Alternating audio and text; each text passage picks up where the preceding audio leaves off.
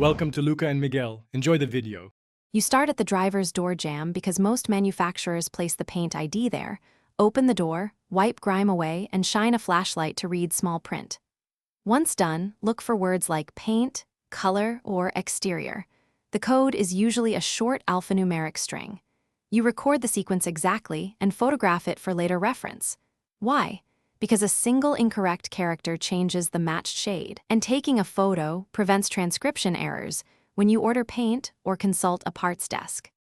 Once the door label is gone or unclear, you move through the common secondary spots: glove box, trunk hinge, underhood shock tower, or the spare tire well. These often contain the same paint tag. Make sure to compare formats because different plants and years use varying conventions: 2 characters versus 5, or a paint name plus code.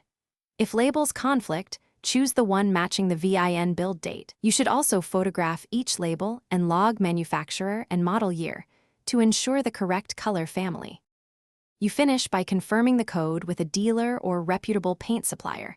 Give them the exact string and the VIN so they can verify the correct factory formula.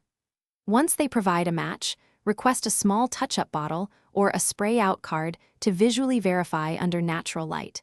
This prevents surprises after application. If the factory label is missing or inconsistent, make sure to use a VIN-based decode or a color spectrometer reading from an unaffected panel. This troubleshooting step solves most mismatches. Thanks for watching and please subscribe. It's the best investment you'll ever make.